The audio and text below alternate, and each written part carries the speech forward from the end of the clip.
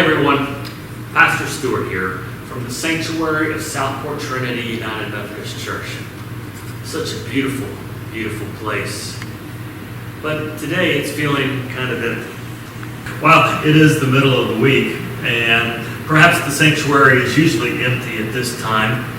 The rest of the church also seems empty. The hallways, the classrooms are always filled with so much activity, and for the last 12 weeks, they have been empty. No activity.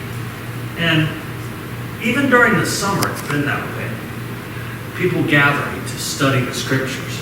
People gathering to encourage one another, to love each other, to do activities such as missions. So much going on usually. It is sad. Even though we've been doing this for the last 12 weeks, it is still very sad, and I am grieving. First of all, I want you to know how much I miss seeing you, how much I miss hugging you, shaking your hand, and talking with you to discover how things are going. I am grieving our losses in some profound ways. Some of you are grieving as well. The truth is, this is all so very, very hard. I thought this afternoon I would take some time to share a few of the things about where we stand about going back together. I don't use the term reopening because really, in my view, the church never closed. The building did, but not the church. So first of all, let me assure you that all of the things that I'm going to be talking to you about are not easy. None of this has been easy. So first of all, no, I do not know exactly when we will begin meeting for worship. It may be late June, or into July, or August, or perhaps even later. We will let you know. We are following the news reports about how the virus is spreading. We are talking with our United Methodist officials. We are talking to other local churches. And most of all, we are talking to God, seeking God's guidance and prayer to help us discern what is best for our church families. Always, we need you to know that we will err on the side of being cautious and safe. That is our priority. We will also continue to have worship online. Even when we are able to meet for worship, things are going to look and feel quite a bit different. We will make sure there is social distancing, and ushers will seat people to make this easier for everyone. This means that we will have fewer people in these pews, and worship in general is going to feel a little bit different. You probably won't be able to sit in the pew to which you were accustomed. We will be requiring masks to be worn. And let's face it, nobody likes to wear these.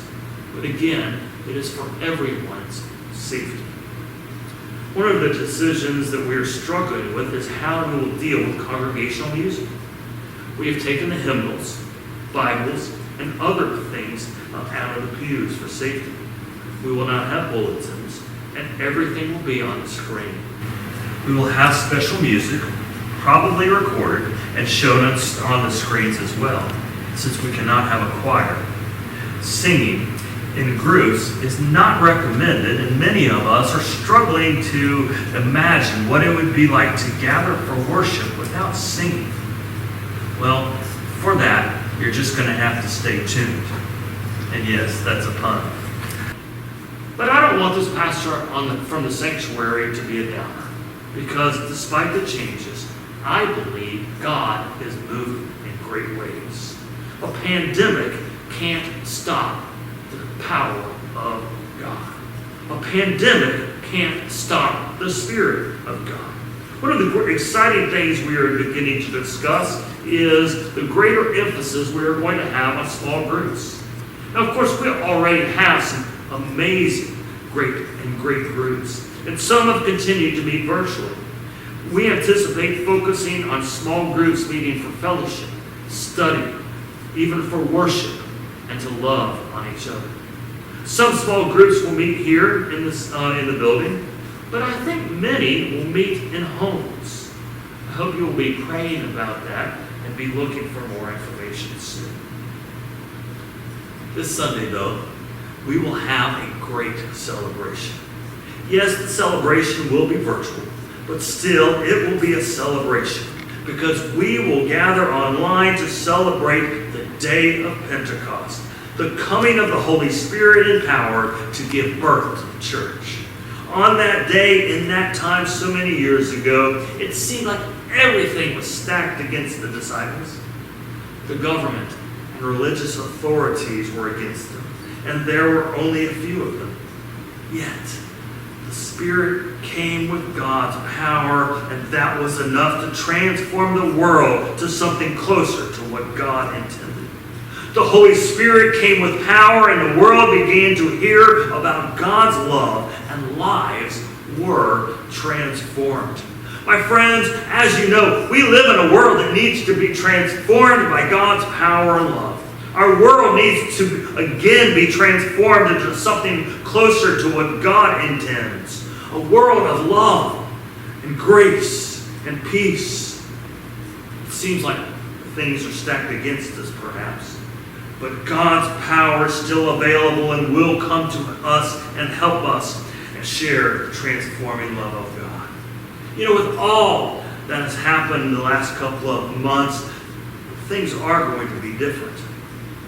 Yet, while that is true, through God's power, we are able not only to survive, but we will be able to thrive through God's power. The church may look and feel a little different, but God hasn't changed and still comes to those who earnestly seek God. You know, the sanctuary and this building feels and looks empty.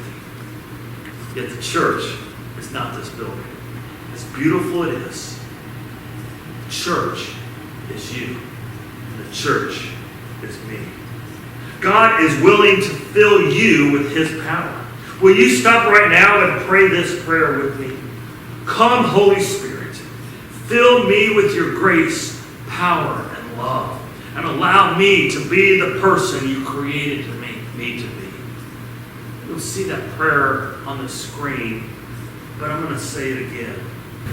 Come, Holy Spirit, fill me with your grace, power, and love, and allow me to be the person you created me to be. Truth is, if each of us prays this prayer, then the church will be filled. The church will be filled with power because God answers the prayers of God's people. Friends, I look forward to the time when this sanctuary and this building is again filled to beyond capacity. Yet until that happens, each of us, and we are the church, each of us can be filled with God's Spirit, and the world can and will be transformed. Friends, that is my prayer. I am praying that the Holy Spirit will fill all of us anew. And then I look forward to the way that God will help us transform the world. My friends, be filled and pray for the Holy Spirit to come. Be blessed, my friends.